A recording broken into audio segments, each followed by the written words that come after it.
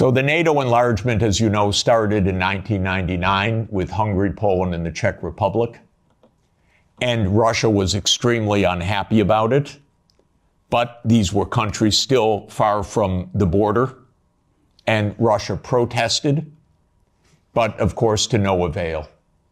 Then George Bush Jr. came in. When 9/11 occurred, President Putin pledged all support. And then the U.S.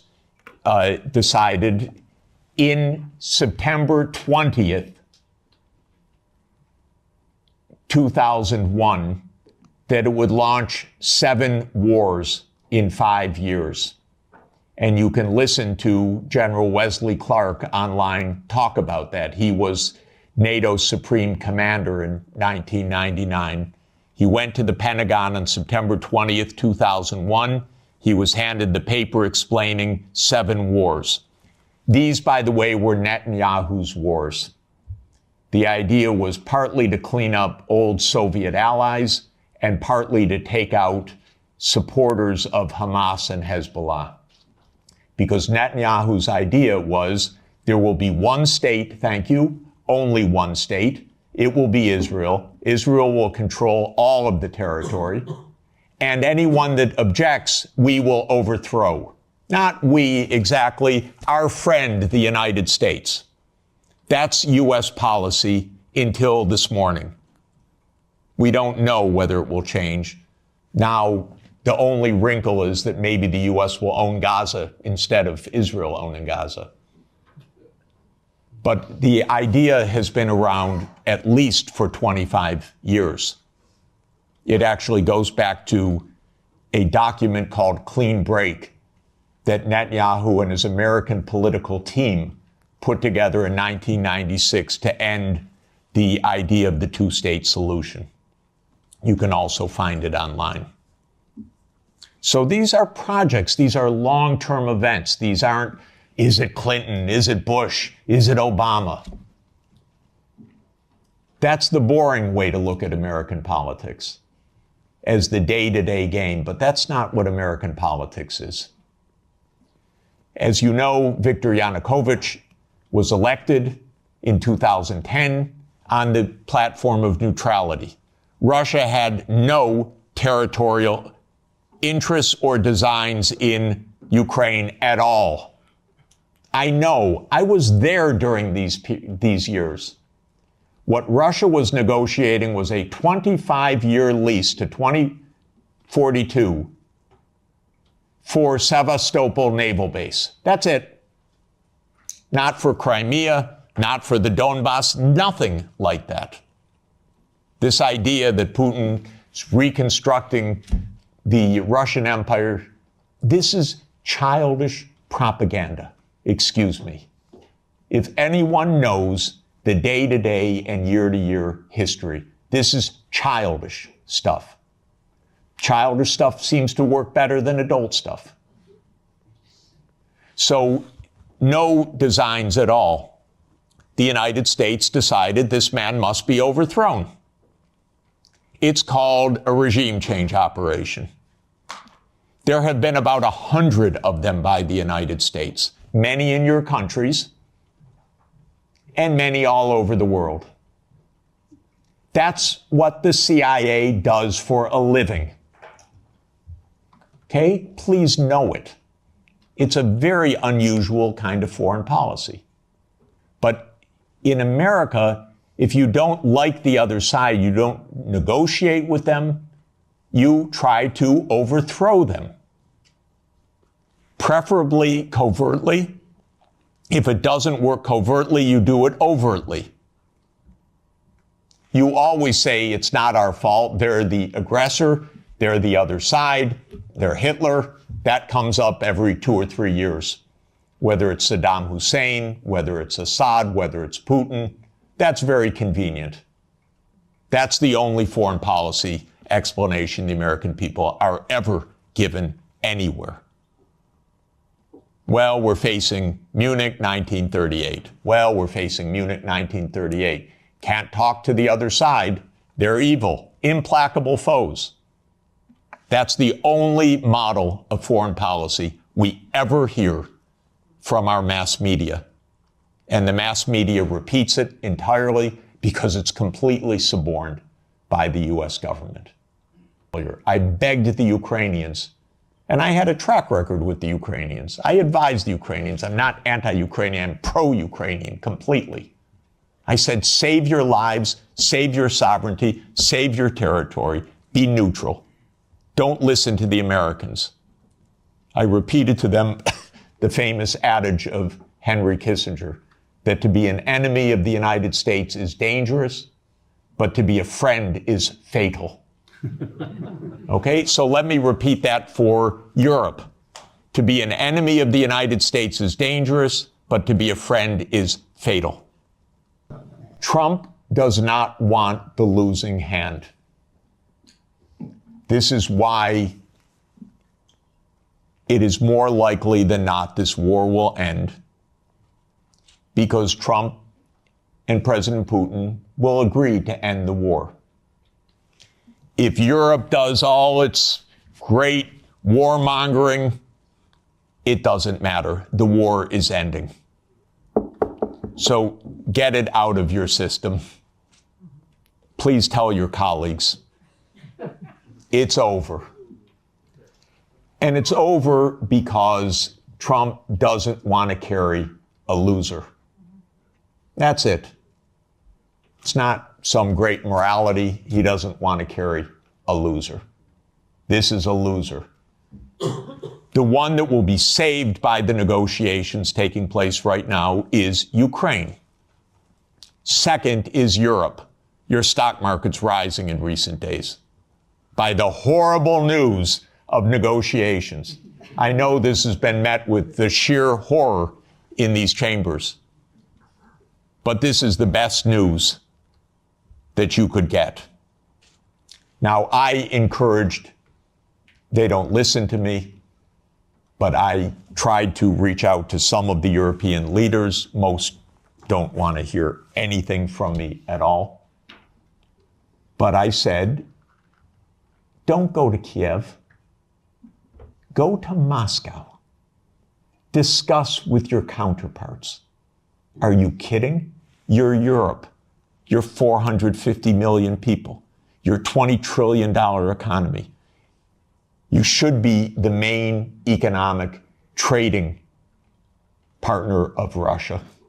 It's natural links. By the way, if anyone would like to discuss how the U.S. blew up Nord Stream, I'd be happy to talk about that. On the Middle East, by the way, the U.S. completely handed over foreign policy to Netanyahu 30 years ago. The Israel lobby dominates American politics. Just have no doubt about it. I could explain for hours how it works. It's very dangerous. I'm hoping that Trump will not destroy his administration and worse, the Palestinian people, because of Netanyahu, who I regard as a war criminal, properly indicted by the ICC, and that needs to be told no more, that there will be a state of Palestine on the borders of the 4th of June, 1967, according to international law, as the only way for peace. It's the only way for Europe to have peace on your borders with the Middle East, is the two-state solution. There is only one obstacle to it, by the way, and that is the veto of the United States in the UN Security Council. So if you want to have some influence, tell the United States, drop the veto. You are together with 180 countries in the world.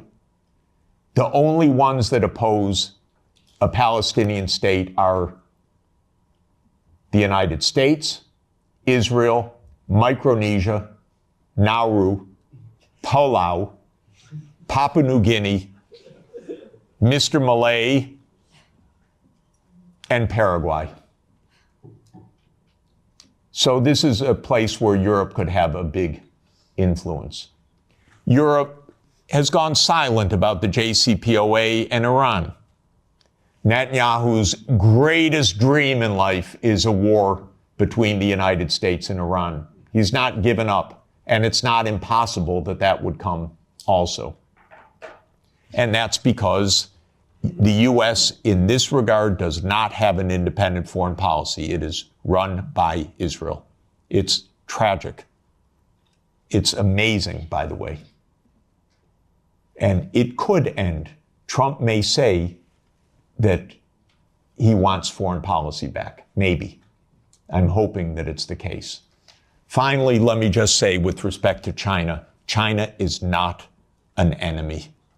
China is just a success story. That's why it is viewed by the United States as an enemy, because China is a bigger economy than the United States. Russia is not going to invade Europe. This is the fundamental point. It may get up to the Dnieper River. It's not going to invade Europe. But there are real issues. The main issue for Russia was the United States, because Russia, as a major power and the largest nuclear power in the world, was profoundly concerned about U.S. unipolarity from the beginning.